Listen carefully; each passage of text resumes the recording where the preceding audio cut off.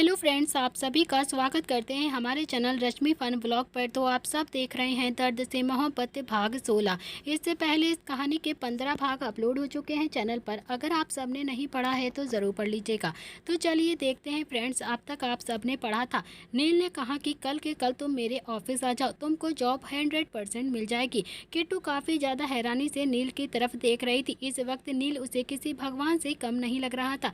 एक बार फिर से किट्टू की आंखें नम हो जाती हैं और उसकी आंखों से आंसू गिरने लगती है। उसने भी हल्की सी हाँ में अपनी गर्दन हिलाई और फिर बोलती है कि ठीक है भैया, कल के कल ही ऑफिस आ जाऊंगी मैं। क्या आप मुझे सच में जॉब देंगे?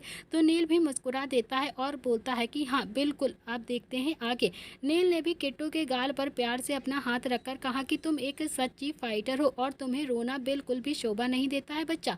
किट्टू ने भी हाँ में अपनी गर्दन हिलाई और फिर चुपचाप से उस अपार्टमेंट के अंदर चली जाती है जहाँ पर वो रहती थी। उसके जाने के बाद नील भी पलटकर सीधा अपनी गाड़ी में आकर बैठ गया और फिर थोड़ी ही देर में रुद्र को वहां से लेकर चला जाता है। नील रुद्र को लेकर जैसे तैसे प्रताप हाउस पहुंचता है और फिर उसने भी संभालता हुआ उसे अपने कमरे में लेकर आता है। नील ने रुद्र को अच्छे से बेड पर लेटा दिया और फिर उसका बाथरोब ठीक किया और उसे ब्लैंकेट से ढकते हुए बोलता है कि रुद्र, आज अगर वो लड़की नहीं होती ना, तेरी इज्जत आज उछल चुकी होती और तू दीवार में टक्कर मार मार कर रो रहा होता, अपना सिर पटक रहा होता, समझा तू? इतना कहकर नील भी अब उसी के पास धड़ाम से आकर लेट जाता है। उसने भी अपनी आंखें कसकर बंद कर ली और फिर उसे किट्टू का चेहरा दिखाई देने लगता है। एक बार फिर से नील का दिल एकदम से भर आया था। वो समझ रहा था कि किट्टू सच में कितना ज़्यादा परेशान है, फाइनेंशियली भी और मेंटली भी। नील खुद से बोलता है कि कल इसे एक अच्छी सी जॉब दे देता हूँ मैं, इसके कुछ तो काम आऊँगा ना। आखिरकार इसने मुझे अपना भाई जो माना है, भाई होने के नाते इतनी तो मदद मैं कर ही सकता हूँ। इतना कहकर उसने भी अपना फ़ोन चेक किया जिसमें अवनी की फ़ोटो लगी हुई थी। वो कुछ देर तक तो अब अवनी की ही फ़ोटो को देखता रहता है और फिर धीरे धीरे उसके दिल में जो कुछ भी किट्टू को लेकर टेंशन थी वो एकदम से ख़त्म हो गई थी और अवनी के चेहरे को देखकर उसके चेहरे पर भी मीठी सी मुस्कुराहट आ जाती है। थोड़ी देर के बाद वो भी वहीं पर आराम से लेटकर सो जाता है। तो वहीं दूसरी तरफ किट्टू जब घर पहुंची तभी उसका फ़ोन वाइब्रेट होता है।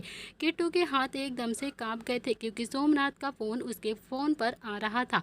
किट्टू ने जैसे तैसे अपने फ़ोन को रिसीव किया तो सोमनाथ ने भी अपनी कड़कती हुई आवाज़ में बोला कि तुम खुद को समझती क्या हो? क्या समझती हो तुम किट्टू अपने आप को? तुम्हें लगता है कि मैं जो कहता हूँ वो मजाक में कहता हूँ? मैं कुछ कर नहीं सकता हूँ? तुम्हारी वजह से आज रुद्र बच गया, लेकिन ये मत समझना कि हमेशा बच जाएगा, समझे तुम?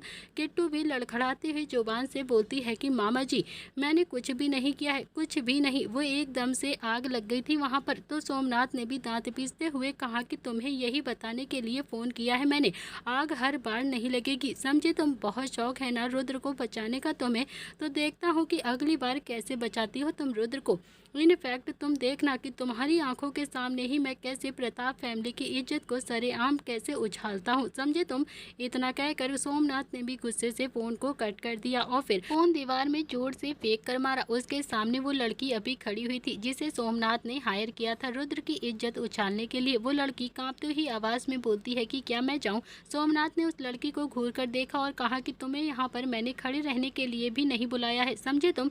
एक काम दिया था तुमसे तो वो भी नहीं हो पाया। उसे लड़की ने भी अपने हाथ बांधकर थोड़ा सा गुस्से से और एटीट्यूड से कहा कि सोमनाथ राठौड़ यही नाम है ना तुम्हारा? और हाँ, अपनी अकड़ को अपने अंदर रखो, मेरे सामने ज़्यादा उछलने की ज़रूरत नहीं है, समझे तुम? पैसे देते हो तो काम करती हूँ, इसका मतलब ये नहीं है कि जो भी मुँह में आएगा तुम्हारे वो तुम मुझे बोलोगे। कोई ज़रूरत नहीं है मुझे कुछ बोलने की। धंधा धंधा होता है साहब, आप कहते हो वो भी धंधा है और मैं करती हूँ वो भी धंधा है। इतना कहकर उसने भी अब सोमनाथ की जेब में हाथ डाला और फिर पैसे निकाले और फिर सोमनाथ के सामने ही उसे गिनते हुए बोलती है कि फिक्र मत करो सेठ जी, अपने हिस्से के ही लेकर जाऊंगी, फ्री के और पॉकेट के पैसे मुझे नहीं चाहिए। उसने भी कुछ पैसे सोमनाथ की जेब में वापस रखे और बाकी के पैसे लेकर वहां से जाने लगती है कि तभी सोमनाथ भी अकड़ के साथ बोलता है कि कुछ किया तो नहीं है तुमने ना, तो फिर पैसे किस बात के? पैसे तुम्हें नहीं मिलेंगे। वो लड़की भी अब एकदम से रुक जाती है और फिर उसने भी पलटकर सोमनाथ की तरफ देखा और फिर एक गहरी मुस्कुराहट के साथ बोलती है कि टाइम के पैसे, टाइम खर्च हुआ है ना मेरा, समझे तुम। अगर कुछ काम नहीं हुआ मगर टाइम तो गया है ना। इतना कहकर वो चुपचाप वहाँ से चली गई। तो वहीं सोमनाथ भी उसकी आंखों में एकदम से गुस्सा उतर आ जाता है। अगली सुबह रुद्र अपने कमरे में आराम से सो रहा था। उसने भी अब धीरे धीरे करके अपनी आंखें खोली तो उसे अपने सिर में बहुत ही ज़्यादा भारीपन महसूस हो रहा था। उसने भी हल्की सी करवट ली तो और फिर से वो आराम से सो गया। लेकिन कुछ ही सेकंडों के बाद उसने भी झटके से अपनी आंखें खोली और फिर एक ही सेकंड से पहले उठकर बिस्तर पर बैठ गया। उसने भी खुद को अच्छे से देखा तो वो अभी बाथरूम में था। फिर उसने भी अपने कमरे की तरफ नजरें घुमाई तो उसकी आंखें भी अब हैरानी से फैल गई थी। उसने अपने सिर को पकड़ लिया। उसके सिर में अभी भी बहुत तेज दर्द हो रहा था। वो कल की सारी बातें एकदम से याद करने की कोशिश कर रहा था। वो बार बार सारी चीजें रिपीट कर रहा था अपने दिमाग में। उसे सब कुछ धुंधला धुंधला सा नजर आ रहा था। कुछ कुछ ऐसा था कि उसके दिमाग में एकदम से घूम रहा था लेकिन वो उसे एकदम से पकड़ नहीं पा रहा था। रुद्र को याद आ रहा था कि वो उस होटल में था और एक लड़की उसके कमरे में आई थी उसकी मदद करने के लिए। और फिर उसने अपने दिमाग पर बहुत ज़्यादा जोर डाला तो उसे किट्टू का चेहरा एकदम से याद आ गया था। फिर उसने भी याद किया कि किट्टू के साथ वो वॉशरूम के अंदर था। फिर वो वापस से आकर बेड पर लेट गया था।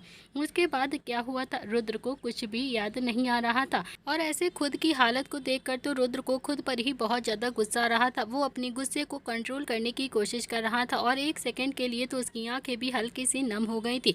उसने अपने आसपास नजरें घुमाकर देखा तो उसका फ़ोन उसे नाइट स्टैंड पर रखा हुआ दिखाई देता है।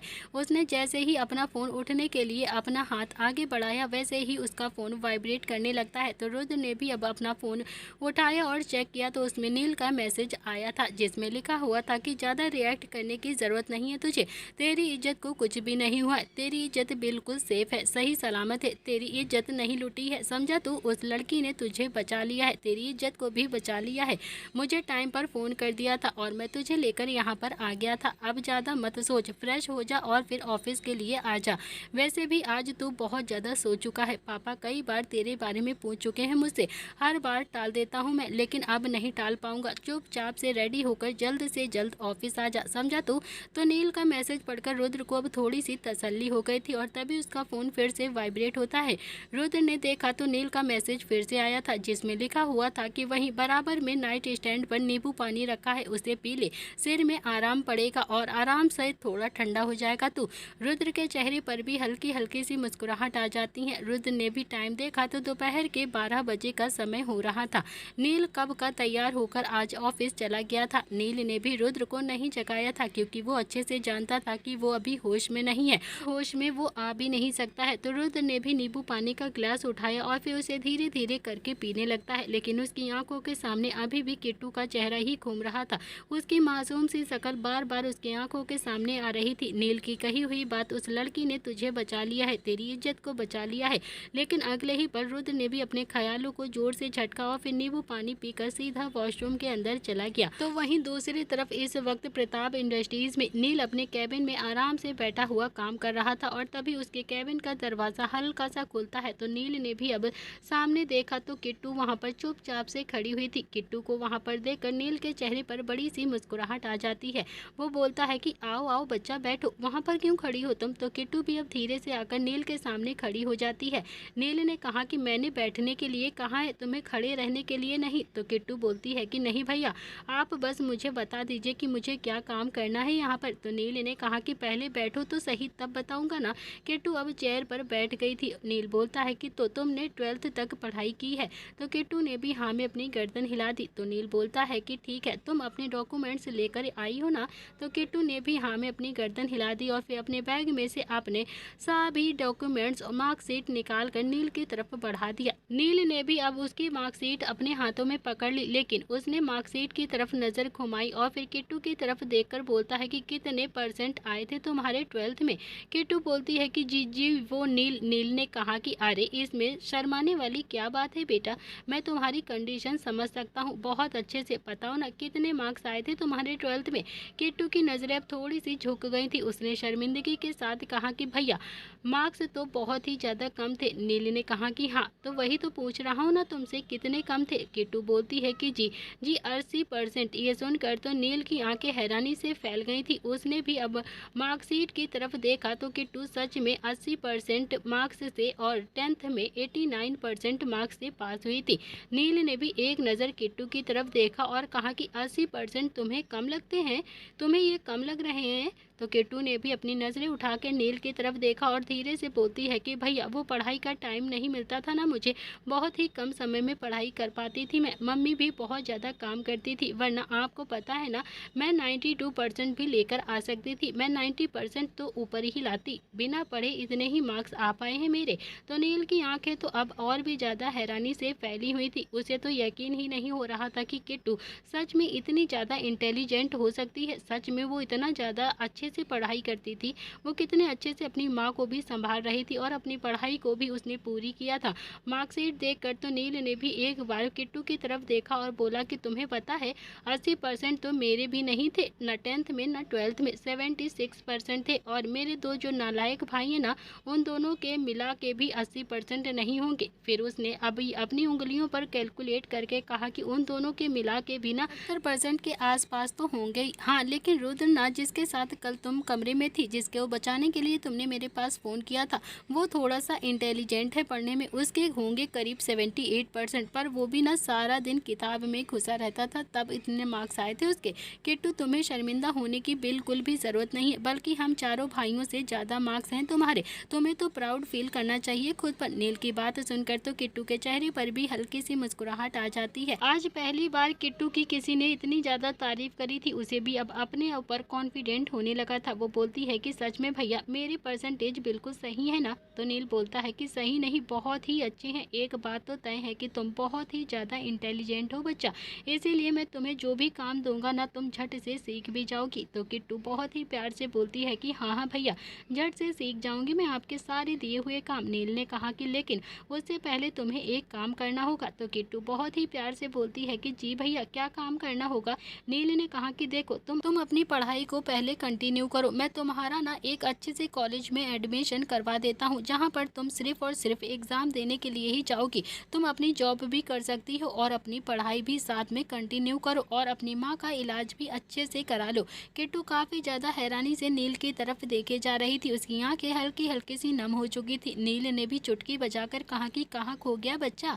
किट्टू बोलती है कि भैया मुझे ना भगवान पर बिल्कुल भी विश्वास नहीं था, लेकिन जब से आपसे मिली हूँ ना तो ऐसा लगता है भगवान पर भी अब मुझे विश्वास हो गया है। तो नील ने भी मुस्कुराते हुए कहा कि ऐसा नहीं कहते हैं बेटा, मेरी दादी कहती हैं कि इंसान है जो इंसान की मदद कर सकता है। अच्छा अब तुम मुझे इमोशनल मत करो, चलो आज से काम शुरू करते हैं। किट्टू ने भी हाँ में अपनी गर्दन हिलाई और फिर नील किट्टू को कुछ काम समझा रहा था। किट्टू ध्यान से आराम से सुन रही थी। नील बोलता है कि देखो तुम्हें काम समझने में अभी बहुत ज़्यादा टाइम लगेगा, लेकिन तुम बिल्कुल भी फिक्र मत करो, मेरे दो नालायक भाई हैं ना वो बहुत ही जल्द ऑफिस ज्वाइन करेंगे, जब मैं उन्हें काम सिखाऊंगा ना तो फिर मैं तुम्हें भी उन्हीं के साथ में काम सिखा दूंगा, तुम भी आराम से सीख लेना। अभी जो जो सिखा रहा हूँ ना बस तुम उसी पे ही कॉन्सेंट्रेट करो, जल्दी से तुम टैली सीख लो और टाइपिंग सीख लो, जब तक तुम दोनों का कॉलेज ख़त्म हो जाएगा ना फिर तुम तीनों को ही साथ पर ट्रेनिंग दे दूंगा। ओके। तो किट्टू ने भी हाँ में अपनी गर्दन हिलाई और तभी कैबिन का दरवाज़ा खुलता है। सामने रुद्र खड़ा हुआ था। रुद्र ने जैसे ही किट्टू को वहाँ पर देखा तो उसका चेहरा गुस्से से भर जाता है।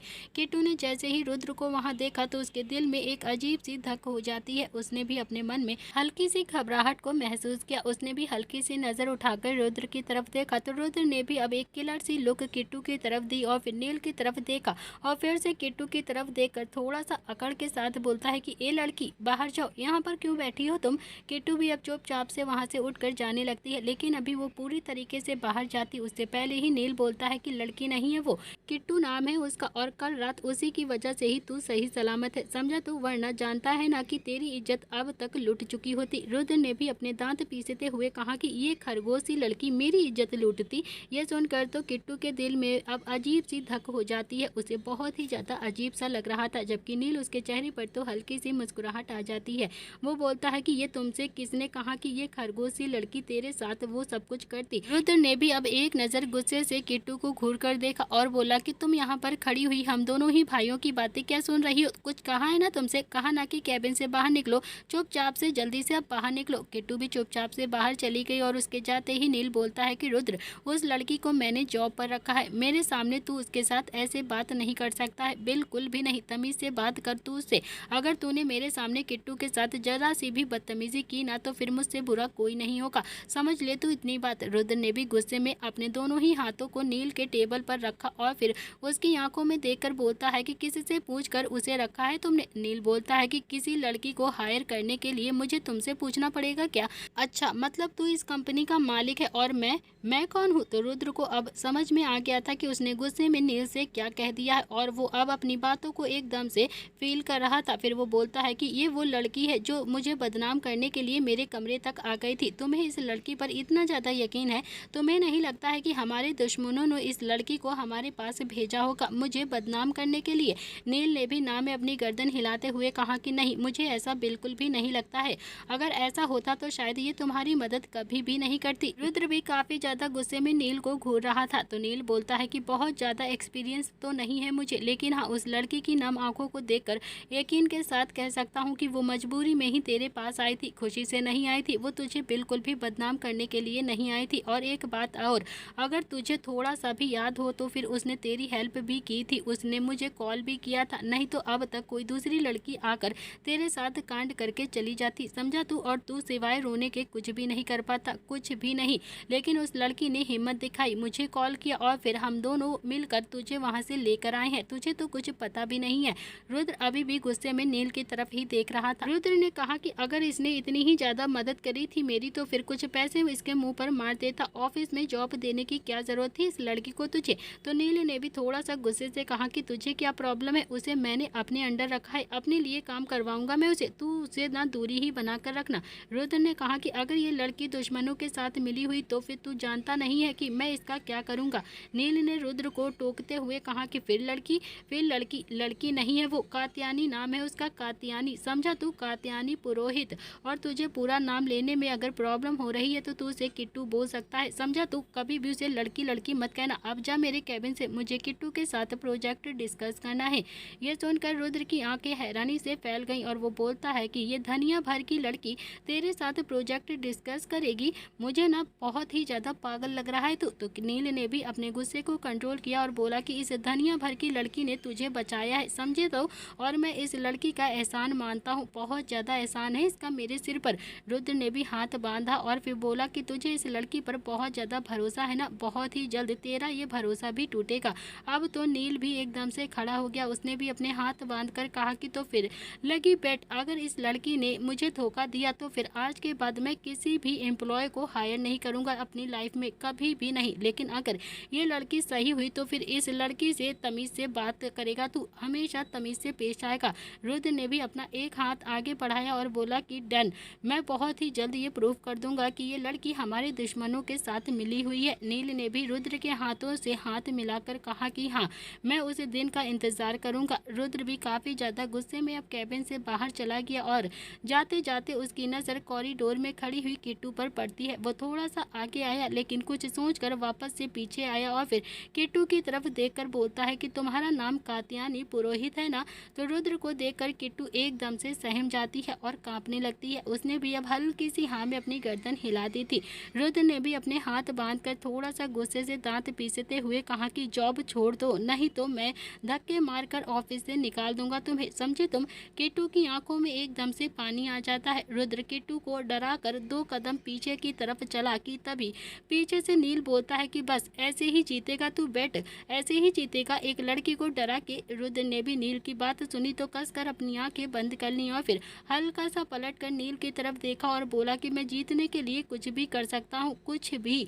तो नील ने कहा कि ये डायलॉग जाकर अपने कॉम्पिटिटर पर मार, समझा तू? मेरे ऊपर नहीं, मेरे साथ खेलना है तो फिर ईमानदारी से खेलना होगा तुझे, ऐसे छल से नहीं। तू प्रूफ कर दे कि किट्टू गलत लड़की है, मैं खुद ही इसे ऑफिस से बाहर निकाल दूंगा। लेकिन जब तक ये प्रूफ नहीं कर सकता है ना, तब तक किट्टू से तू दूर ही रहेगा, समझा तू? तो रुद्र भी अकड़ के साथ बोलता है कि कहीं ये लड़की पसंद तो नहीं आ गई है तुझे? ये सुनकर तो नील की आंखों में एकदम से गुस्सा उतर आया था। वो एक कदम रुद्र की तरफ बढ़ा तो रुद्र भी गुस्से में बोलता है कि लगता है सच बोल दिया है मैंने, आ गई ना तुझे ये लड़की पसंद, अब तो तू इसके लिए कुछ भी कर सकता है। तो वहीं किट्टू, उसकी आंखों से तो एकदम से पानी बहने लगा था। नील ने अगले ही पल रुद्र के कॉलर को पकड़कर वहीं दीवार से लगाकर उसकी आंखों में देखकर गुस्से से कहा कि वो मुझे भैया बोलती है, भाई हूँ मैं उसका, वो मेरी बहन है, समझा तू? और मैं इसे बच्चा बोलता हूँ, समझा तू? लेकिन हाँ, उम्मीद नहीं थी कि तेरे मुँह से मैं इतनी घटिया बात सुनूंगा कभी भी अपने लिए। 2 बार पहले कह चुका हूँ और तीसरी बार फिर से कह रहा हूँ, इसकी वजह से ही तू यहाँ पर खड़ा है, समझा तू? वरना अब तक तेरी वीडियो वायरल हो चुकी होती और तू पूरी दुनिया में बदनाम हो चुका होता। रुद्र ने भी एक नज़र किट्टू की तरफ देखा और गुस्से में बोलता है कि तुमने आते ही दो भाइयों के बीच में लड़ाई करवा दी ना। मेरे भाई ने आज तक मुझसे ऐसे कभी भी बात नहीं करी, लेकिन तुम्हारे आने से मेरा भाई मेरा ही दुश्मन बन गया है, मुझसे ही नफरत करने लगा है। नील ने एक बार फिर से रुद्र को झटकते हुए गुस्से से कहा कि दिमाग खराब हो गया है क्या तेरा?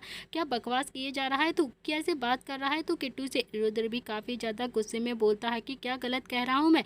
क्या गलत कहा? ये इसने बस ऑफिस में आज ही तो कदम रखा है और तू मेरा दुश्मन हो गया।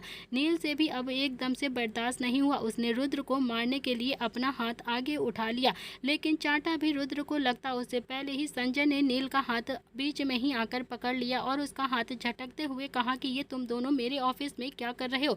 क्या कर रहे हो तुम लोग? ये बदतमीजी, यहाँ पर ऑफिस है, ये मेरा घर नहीं है, तुम्हारा अखाड़ा नहीं है जहाँ पर तुम दोनों ही भाई कुत्ते बिल्लों की तरह लड़ना शुरू कर देते हो। शर्म नहीं आती है तुम दोनों को?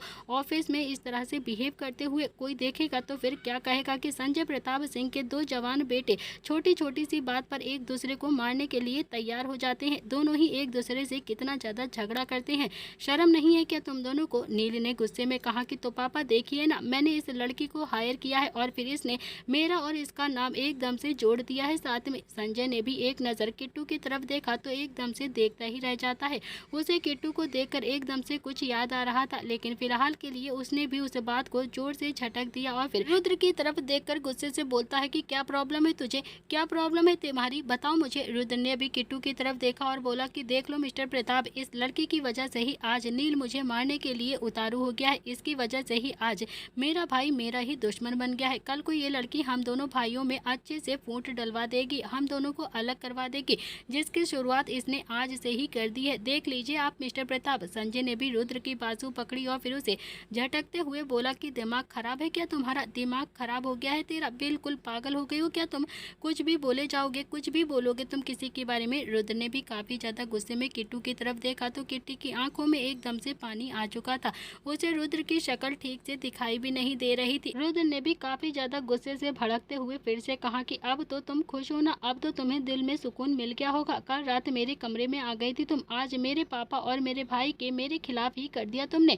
तुम्हें तो मैं छोड़ूंगा नहीं, देख लूंगा तुम्हें, देखता हूँ कितने दिन तुम इस ऑफिस में टिकती हो, कितने दिन तुम यहाँ पर काम करोगी। मेरा नाम भी रुद्राक्ष प्रताप सिंह नहीं। रुद्र ने इतना ही कहा था कि तभी संजय ने रुद्र की बाजू पकड़कर उसे अपनी तरफ घुमाया और फिर खींचकर एक चांटा उसके गाल पर जोर से जड़ दिया। रुद्र का चेहरा तो अब एक साइड हो गया था, तो वहीं किट्टू, उसकी तो जैसे दिल की धड़कनें एकदम से रुक गई थी। वो काफी ज्यादा हैरानी से तीनों को देख रही थी। संजय ने भी काफी ज्यादा गुस्से में रुद्र की तरफ देखा और कहा कि तुम्हें शर्म नहीं आती है? एक लड़की से ऐसे बात करते हैं, तुम्हारी माँ को पता चलेगा तो कितना ज्यादा दुख होगा उन्हें, कितना ज्यादा पछतावा होगा उन्हें कि तुम्हें उन्होंने जन्म दिया है। क्या सोचेगी तुम्हारे बारे में तुम्हारी माँ कि उनका रुद्राक्ष, उनका रुद्र एक लड़की के बारे में ऐसे ख्याल रखता है? तुम बचपन से ही इतने ज्यादा बदतमीज हो, मैं हर बार तुम्हें माफ करता गया, हर बार तुम्हें छोड़ता गया, लेकिन तुम तो सर पर चढ़ते आ रहे हो। तुमने तो अपना बिहेवियर पूरी तरह से बदल दिया है। तुम्हें बिजनेस संभालना है, तुम मत संभालो, तुम घर पर बैठ सकते हो। अब तक मैंने अपना बिजनेस खुद संभाला है तो आगे भी संभाल लूंगा,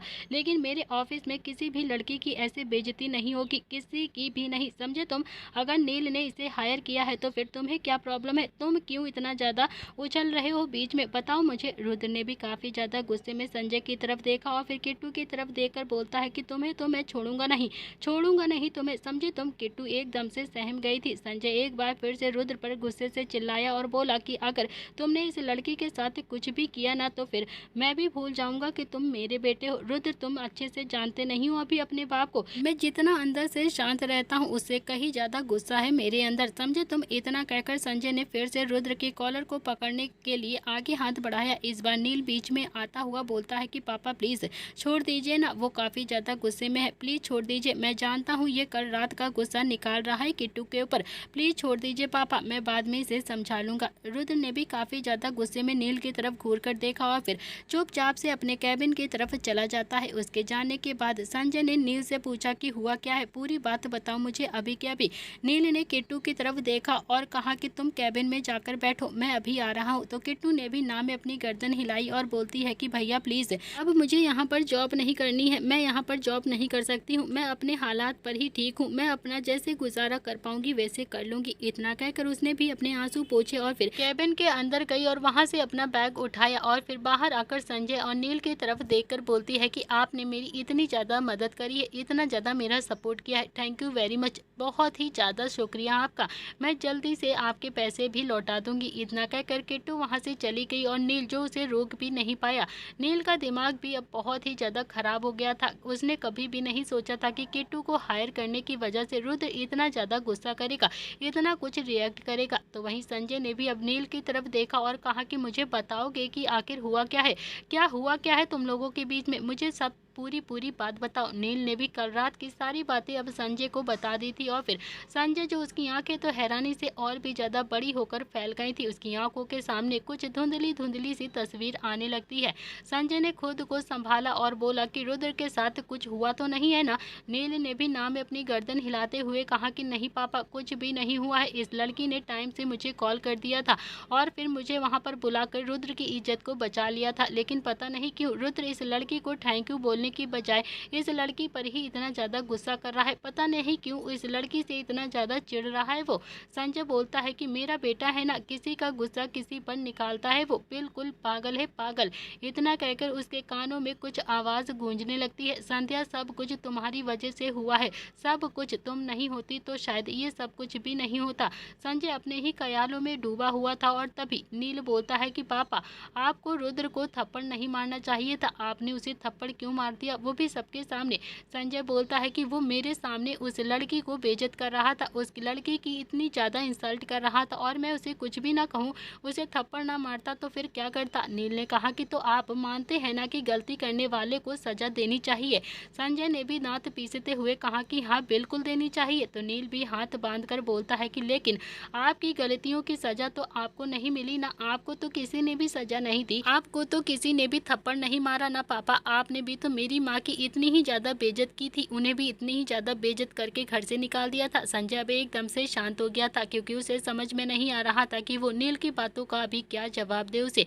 नील ने भी अब एक तंज भरी मुस्कान के साथ संजय की तरफ देखा और कहा कि पापा, दूसरों की गलती निकालना तो बहुत ही ज्यादा आसान है, लेकिन अपनी गलती छुपाना भी एक कला है जो कि आपके अंदर बहुत ही अच्छी है, आप अपनी गलतियों को तो कभी भी एक्सेप्ट नहीं करते हो ना। इतना कहकर नील भी अब गुस्से में अपने कैबिन की तरफ आ जाता है। तो वहीं संजय, वो तो अब एक बार फिर से खुद को अकेला महसूस कर रहा था, खुद पर वो गुस्सा फील कर रहा था। उसके चेहरे पर भी अब एक अजीब सी उदासी आ गई थी, जैसे कि वो अपने मन में कही हुई बातों को बहुत दिनों से याद कर रहा हो। संजय चुपचाप से अपने कैबिन में आकर बैठ गया और फिर उसने भी अपनी आंखें कसकर बंद कर ली और कुर्सी से टेक लगाकर कुछ सोचने लगता है। अब संजय अपनी ही ख्यालों में डूबा हुआ था। तो चलिए देखते हैं फ्रेंड कुछ फ्लैशबैक संजय और संध्या की जिंदगी का। संजय आज बहुत ही ज्यादा गुस्से में घर पहुंचा था। वो जैसे ही गार्डन में गया तो उसने वहां पर संध्या को चारों ही बच्चों के साथ खेलते हुए देखा।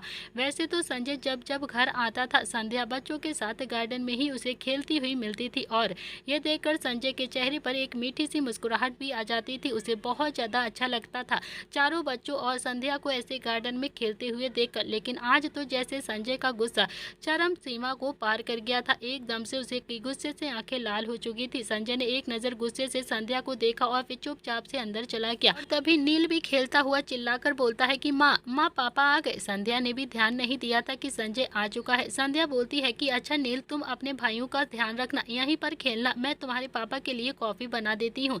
इतना बोलकर संध्या वहाँ से मुस्कुराकर जाने लगती है। नील ने भी हाँ में अपनी गर्दन हिला दी और फिर वो अंदर जाने लगी।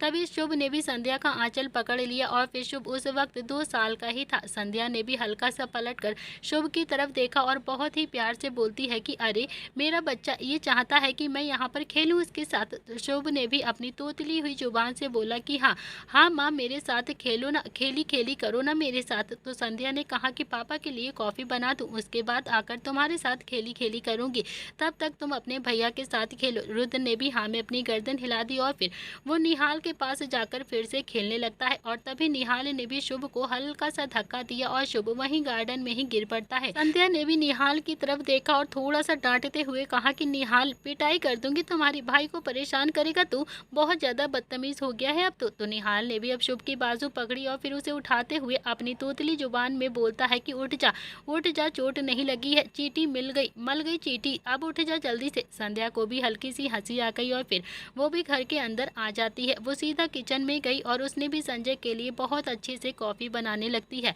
और तभी दादाजी भी सिटिंग एरिया में बैठते हुए बोलते हैं कि संध्या बेटा, एक कप कॉफ़ी मेरे लिए भी बना दो।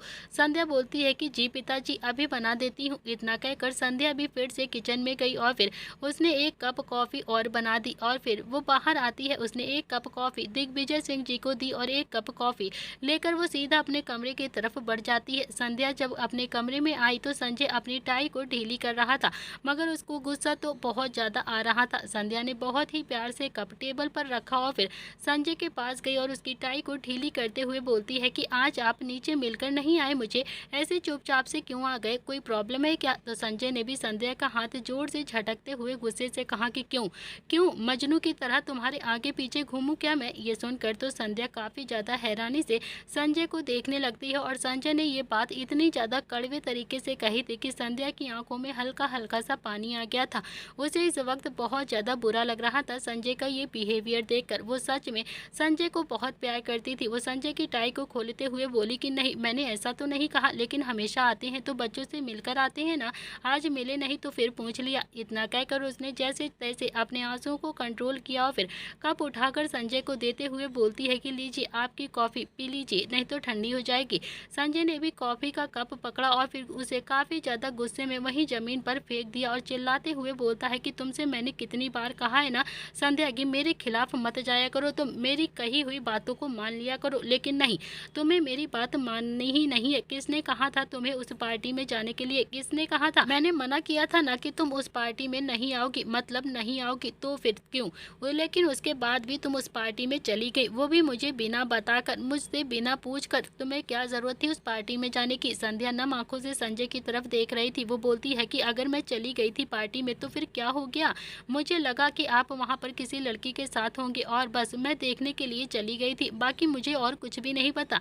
संजय ने काफ़ी ज़्यादा गुस्से में दांत पीसते हुए कहा कि इतने सालों की शादी में तुम्हें समझ में नहीं आया कि मैं तुम्हारे अलावा किसी लड़की के साथ इन्वॉल्व हो ही नहीं सकता, मैं किसी लड़की को देख भी नहीं सकता हूँ तुम्हारे अलावा, लेकिन उसके बाद भी तुम उस पार्टी में चली गई। संध्या नम आंखों से बोलती है कि मैं आप पर बिल्कुल भी शक नहीं कर रही थी, लेकिन जो फोटोग्राफ्स मुझे मिली थी ना, उसके चलते मुझे बहुत ज़्यादा घबराहट हो रही थी, मुझे बहुत ज़्यादा टेंशन हो रही थी, इसीलिए मैं वहाँ पर चली गई थी। कितनी बार तो माफ़ी मांग चुकी हूँ आपसे, कितनी बार माफ़ी मांगूँ मैं आपसे? एक बार फिर से माफ़ी मांगती हूँ, माफ़ कर दीजिए ना प्लीज़, माफ़ कर दीजिए मुझे। संजय ने भी संध्या की बाजू पकड़ी और फिर उसे लगभग झटकते हुए कहा कि नहीं, नहीं कर सकता हूँ मैं तुम्हें माफ़।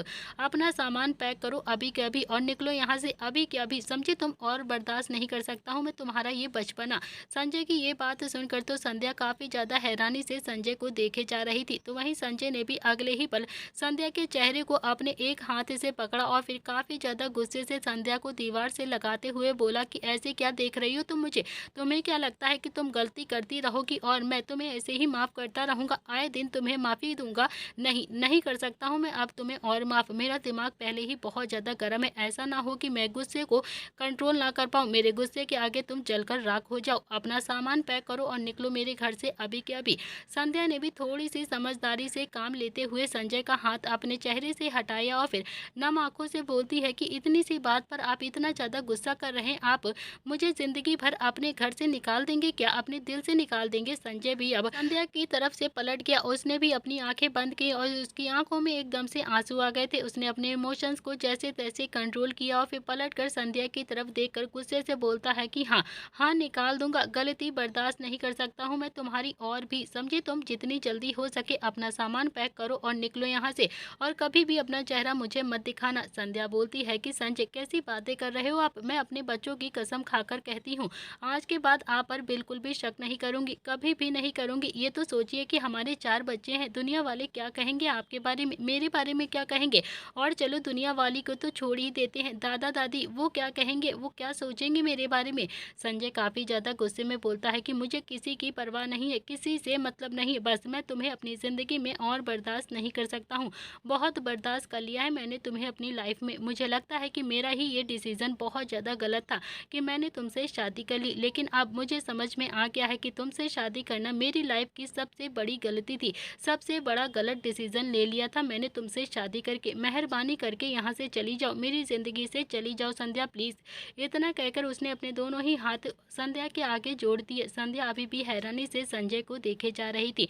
जैसे आज संजय के हाव भाव बदले बदले से नजर आ रहे थे। आज से पहले संजय ने कभी भी संध्या से ऐसे बात तक नहीं करी थी, बल्कि जब जब वो ऑफिस से आता था अपने बच्चों के साथ टाइम बिताता था, संध्या के साथ टाइम बिताता था और फिर डिनर करने के बाद संध्या का अपने कमरे में आने का वेट करता रहता था। लेकिन आज तो संजय संध्या को अपनी जिंदगी से जाने के लिए कह रहा था, उसे हमेशा के लिए खुद से दूर करना चाहता था। संध्या कुछ रिएक्ट करती उससे पहले ही नील कमरे के अंदर आ गया और संजय की तरफ देखकर बोलता है कि पापा पापा आप मेरी माँ से ऐसे बात नहीं कर सकते हैं, बिल्कुल भी नहीं कर सकते हैं आप मेरी माँ से ऐसे बात। संजय का दिमाग तो पहले से ही बहुत ज्यादा खराब था। उसका चेहरा देखकर ही साफ पता चल रहा था कि ऑफिस में आज कुछ ना कुछ तो ऐसा हुआ है जिसका गुस्सा वो संध्या पर निकाल रहा था। वो जानबूझकर किसी और का गुस्सा अभी संध्या पर निकाल रहा था। संजय ने भी काफी ज्यादा गुस्से से नील की बाजू पकड़ी और फिर उसे कमरे से लगभग ढकेलता हुआ बोलता है कि तुम्हें किसने कहा था हमारे बीच में बोलने के लिए, किसने कहा है तुम्हें यहाँ पर आने के लिए? छोटे हो तो फिर छोटे ही रहो, ज्यादा बड़े बनने की कोशिश मत करो और मेरा बाप बनने की जरूरत नहीं है तुम्हें, समझे तुम? नील को अब संजय ने इतनी जोर से धक्का दिया था कि वो भी अब गिर जाता, लेकिन वो गिरता उससे पहले ही चंद्रकला ने उसे संभाल लिया। उसने भी नील की तरफ देखा तो नील की आंखों में पानी आ गया था, वो भी तेज तेज से रोने लगता है। इतने में ही संध्या ने भी काफी ज्यादा गुस्से में संजय से कहा कि मुझसे गलती हुई है ना, तो फिर आप उस बच्चे पर गुस्सा क्यों निकाल रहे हैं, आप उस बच्चे से क्यों डांट रहे हैं इतना ज्यादा? संजय भी काफी ज्यादा गुस्से में बोलता है कि तुम्हारा बच्चा हमारे बीच में बोल क्यों रहा है, क्यों आ रहा है हमारे बीच में? होता कौन है ये हमारे बीच में बोलने वाला? इसे मैंने इतना हक नहीं दिया है कि ये हम दोनों के बीच में आकर बोलेगा। अगर अपने बच्चे से इतना ही ज्यादा प्यार करती हो तो अपने बच्चे को भी अपने साथ लेकर जाओ। संध्या हैरानी से संजय की तरफ देख रही थी और तभी चंद्रकला काफी ज्यादा गुस्से में अंदर आती है और फिर उसने खींचकर एक थप्पड़ संजय के गाल पर जड़ दिया। जैसे ही चंद्रकला ने संजय को थप्पड़ मारा, संजय का चेहरा तो एक तरफ हो गया था। उसने काफी ज्यादा हैरानी से अपनी माँ की तरफ देखा तो चंद्रकला चिल्लाते हुए गुस्से से बोलती है कि ये संस्कार तो नहीं दिए हैं मैंने तुझे कि तू अपने बेटे को ऐसे धक्का देगा और अपनी बीवी से इस तरह से बात करेगा, उसे घर से निकालेगा। मैंने तुझे ये सब तो सिखाया नहीं था ना? क्या चाहता क्या है तू? क्यों तुझे हर बार थप्पड़ मार के ही मुझे समझाना पड़ता है? क्यों नहीं समझ आता है तुझे ऐसे बात? संजय काफी ज्यादा गुस्से में बोलता है कि आप जानती भी हैं संध्या ने क्या किया है माँ? चंद्रकला भी काफी ज्यादा गुस्से में बोलती है कि क्या किया है संध्या ने? बताओ मुझे, ऐसा क्या कर दिया है इतना ज्यादा चिल्ला रहा है? चंद्रकला के इतने चिल्लाने से संजय को भी बहुत ज्यादा गुस्सा आ गया था। उसने भी अगले ही पल गुस्से में संध्या की बाजू पकड़ी और फिर उसे खींचता हुआ कमरे के बाहर लेकर जाने लगा। उस पर जोर जोर से चिल्लाता हुआ बोलता है कि निकलो निकलो यहाँ से अभी के अभी। जब से तुम मेरी जिंदगी में आई हो ना, तुमने मुझसे मेरी माँ भी छीन ली है, मेरा बच्चा भी तुमने मुझसे छीन लिया है। निकलो यहाँ से अभी के अभी। अब तुम्हें मैं एक पल भी यहाँ पर नहीं रहने दूंगा। संध्या की आंखों में तो एकदम से आंसू आ गए थे। वो अब संजय की पकड़ से खुद को छुटाने की कोशिश करने लगती है, लेकिन संजय की पकड़ इतनी ज्यादा मजबूत थी, वो तो उसे जैसे कमरे से बाहर ले जाने पर एकदम से आमादा हो गया था। संजय आज बहुत ही ज्यादा गुस्से में था। कुछ तो ऐसा हुआ था आज ऑफिस में जिस वजह से वो अपना सारा का सारा गुस्सा संध्या पर निकाल रहा था। वो जानबूझकर ऐसे कर रहा था कि संध्या हमेशा के लिए उससे दूर हो जाए। संजय ने भी अब काफी ज्यादा गुस्से में संध्या की बाजू पकड़कर उसे हॉल में लगभग झटकते हुए गुस्से से कहा कि मैं तुम्हें अपनी जिंदगी से निकालना चाहता हूँ, निकलो यहाँ से और मेरी जिंदगी से। आज के बाद मेरी तरफ पलट कर भी कभी मत देखना। तुम्हारी वजह से मैं बहुत ही ज्यादा एम्बेरस फील करता हूँ, समझी तुम? तुम्हें मैं किसी भी बात के लिए मना करता हूँ ना तो तुम जानबूझकर वहाँ पर जाती हो। मैंने तुम्हें मना किया था ना उस पार्टी में मत जाना। क्यों आई थी तुम उस पार्टी में? क्यों गई थी तुम उस पार्टी में? वो भी मुझसे बिना बताकर। अगर तुम्हें मेरी बातों को नहीं सुनना है, मेरी बातों को नहीं मानना है तो निकलो यहाँ से अभी के अभी। कोई जरूरत नहीं है मेरे साथ रहने की मेरे घर में। संध्या आंखों में आंसू लिए संजय की तरफ देखे जा रही थी। वहीं चंद्रकला और दिग्विजय सिंह जी भी बहुत ही ज्यादा हैरान थे और नील जो उसका तो एकदम से रो रो कर बुरा हाल हो चुका था, वो बहुत ही ज्यादा रो रहा था। रुद्र, शुभ और निहाल भी चुपचाप से खड़े हुए ये सब कुछ देख रहे थे। दोस्तों इसी के साथ इसके आगे का फ्लैशबैक हम कल के एपिसोड में दिखाएंगे। आज के लिए इतना ही, मिलते हैं इस कहानी के नेक्स्ट एपिसोड में। कहानी पसंद आए तो लाइक शेयर सब्सक्राइब जरूर करिएगा। Thank you friends.